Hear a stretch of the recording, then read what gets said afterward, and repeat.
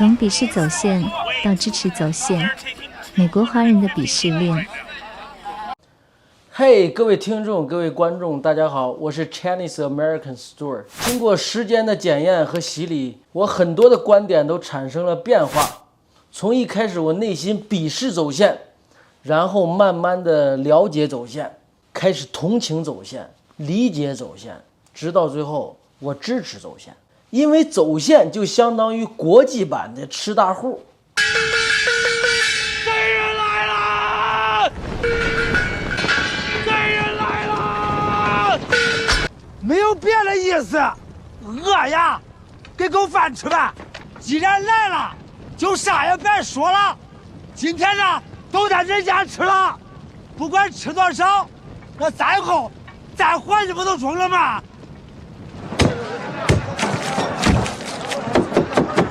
中国人活不下去了，大大方方的跨国去吃大户不丢人，但你非要给自己冠名上追求自由和民主，那就显得很牵强。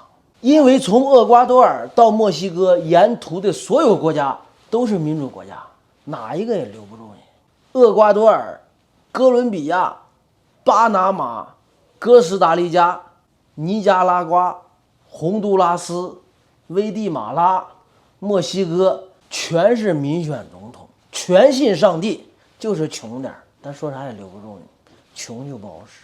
大家还得冲出山海关，走线美利坚。中国的隔壁是全世界最大的民主国家，没有一个中国人向往。全世界最大的民主国家，反而没有一个走线客对印度有兴趣。非洲多数国家是民主国家，没有一个走线客想主动去定居。自由加民主加穷等于还不如在中国待着。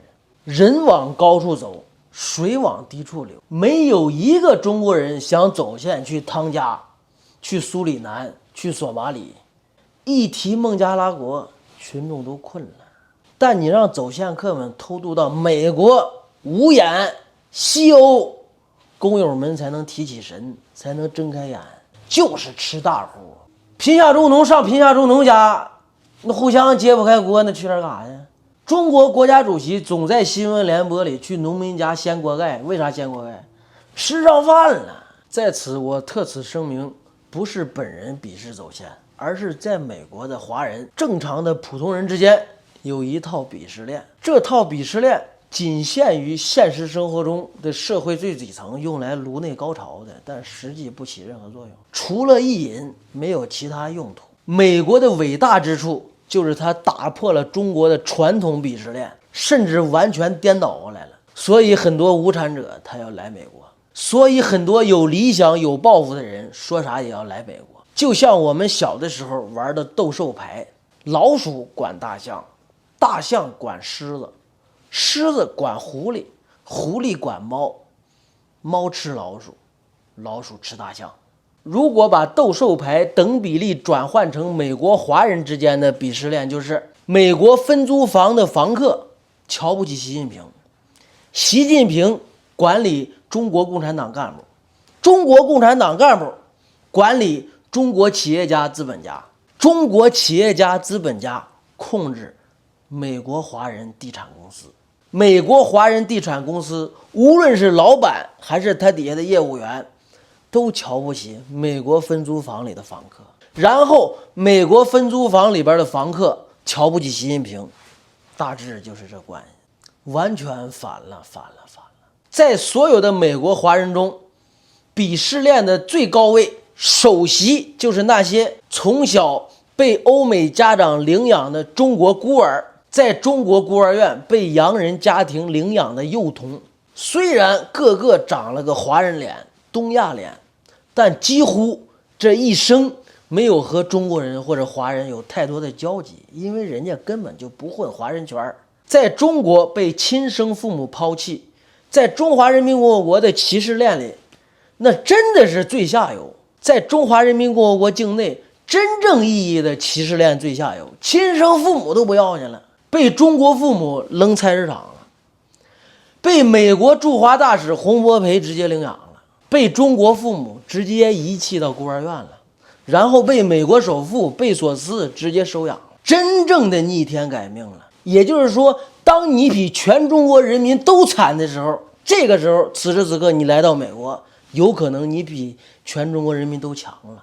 但前提有个条件，但是必须有个前提条件，你的养父是美国犹他州州长、美国驻俄罗斯大使、美国驻华大使、互联网巨头亚马逊创始人、华盛顿邮报大股东，你养父是美国国务卿，那你就是洋人。虽然你长了个华人脸，但你无论走到世界任何一个角落，你就是洋大人。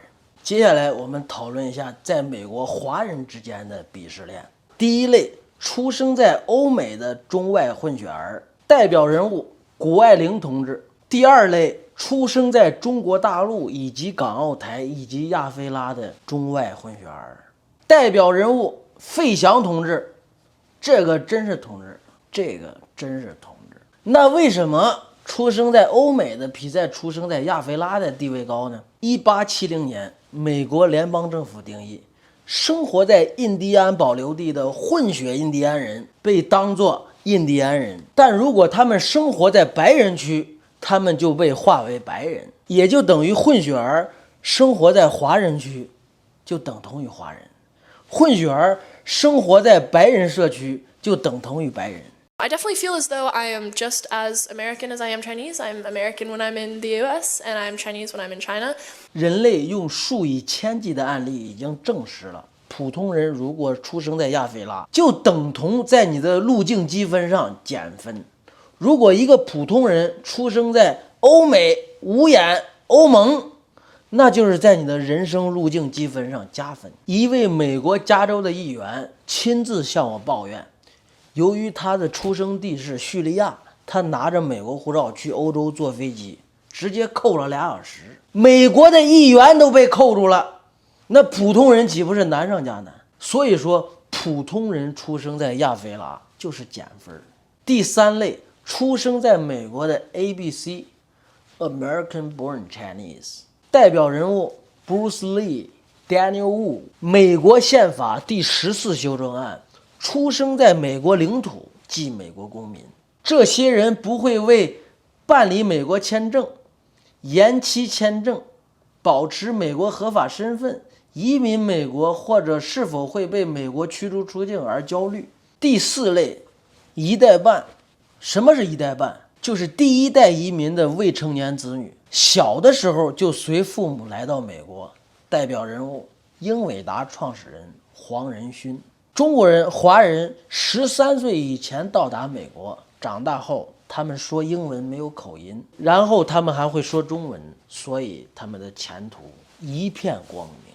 所有中国大陆籍的美国公民里，最厉害的、最牛的就是洪晃。1974年，中美还没有建交，12岁自己就来了。导演陈凯歌都得倒插门，嫁给他。请问各位有才的观众们、有才的网友们，就像洪晃这种没有父母陪着自己就来了，这个专业术语叫什么呢？小的时候没有父母陪着自己就来了，这个不能也叫一代半吧？第五类，在所有的移民中最嚣张的就是那些和洋人联姻的，他们认为自己最牛，所以得单独划出来，因为谷爱凌、费翔都是他们生出来的，因为那些站在鄙视链最高位置的人都是他们生出来的。他们的家庭结构、裙带关系一半以上是洋人，是当地人，家庭结构一半以上是本地人，是老美。老美和老中是天然的两种动物，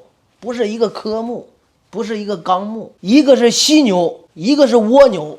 你说这两个哪个更牛？宰相门前七品官，宰相家奴七品官。洋大人的配偶那就是洋人，那跟洋人一样没区别。你感觉邓文迪很一般，但人家邓文迪在美国是整个中国大陆移民里的天花板。第六类，第一代华人移民。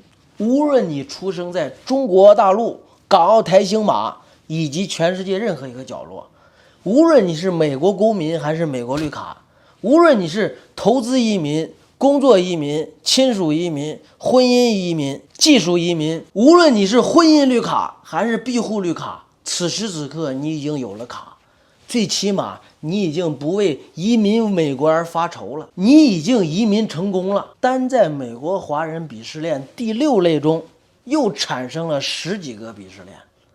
有时间我给大家单独再开一期讲，要不然说1个小时也说不完。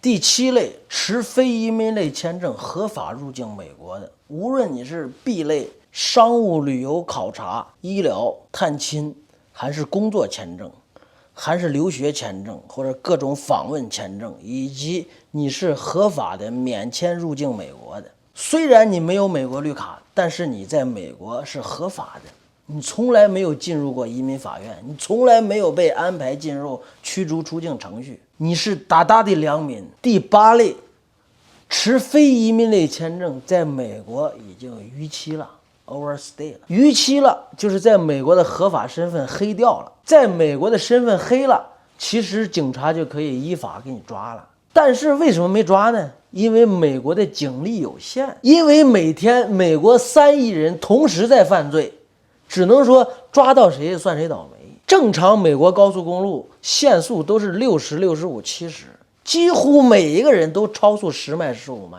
美国平均每天几千万人开车超速，但每天只开几千张罚单，也就是说抓住谁算谁倒霉。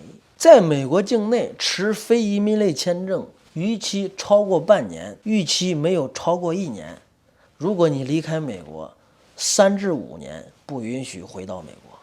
如果你逾期超过1年，你10年之内不能回到美国。在美国黑了1年以上，离开美国10年不允许再入境美国。第8类美国华人，虽然在美国没有合法身份，但他身上没有背地解令。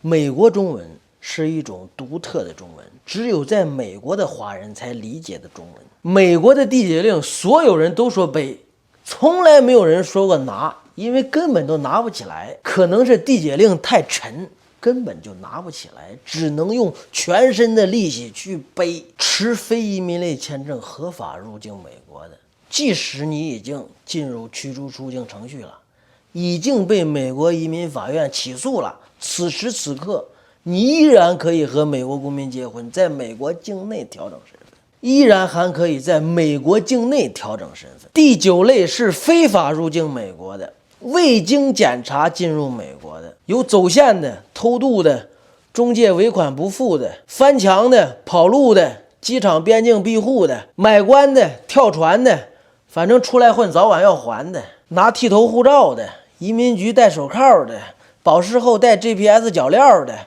出来后定期去艾斯报道的，反正八仙过海，各显神通，啥人都来了，不是猛龙不过江。但很可惜，这类非法入境美国的，即使和美国公民结婚了，都不能在美国境内调整身份。但最新颁布了一条移民法规，有一部分人可以获得豁免。如果你有兴趣，可以点开这个视频，这里就不展开说了。第10类已经背上地解令了，已经死期了，毛驴拉着磨，背上还背着地解令，那地解令比他们磨盘还沉。一生总结3个字：无间道，太难了。日夜遭罪，白天工作环境，晚上生活条件都是地狱模式，苦难无休无止，没有间断，根本没有时间概念了。在世界第1大经济体没日没夜的干，在资本主义里白天干夜里干的情况下，生活和人生还是一塌糊涂。在美国背了地解令了，你跟美国公民结婚，你也不能调整身份了。以上10类美国华人，常规的前8类都看不上走线的。美国的伟大之处就是打破了中国传统的鄙视链，甚至完全颠倒了。那些在美国没有身份的上海最底层，直接被苏北农民，直接被江西农民，那些有美国绿卡、有美国公民的江西农民、苏北农民完爆了。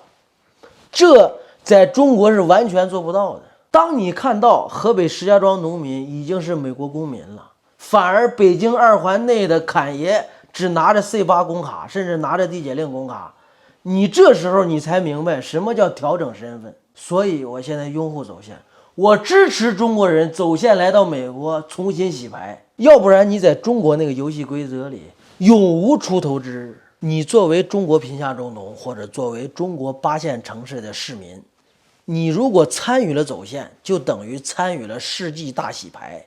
你参与了世纪大洗牌，你的后代们，他们的生态位比那些北上广、港澳台星马的那些人，在待遇上或者在生态位上高一格。但你作为中国贫下中农以及8线城市小市民，你没有参与走线，你没有参与世纪大洗牌，对不起，你的世世代代将被北上广、港澳台星马人鄙视。请放心，他们永远瞧不起你和你的后代。有人就问了，你到底是支持美国民主党还是美国共和党？政客如同妓女一样。他说你很厉害，你真的很棒，我的心里只有你。他说这几句话的目的仅仅是为了你的海绵体充血，为了刺激你用。如果他说的这几句话你全当真了，那你就该回家补作业去了。你的认知那真的就是小学生水平，真的 preschool level。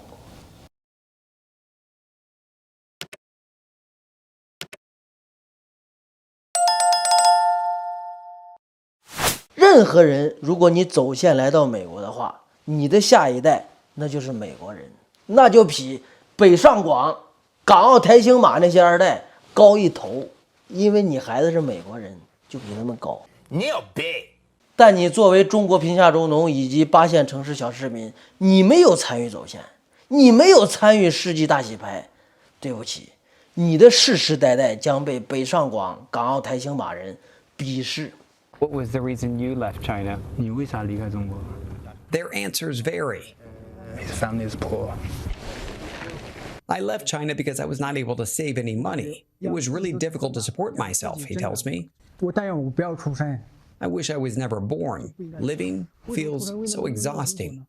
活得好累啊！我真的。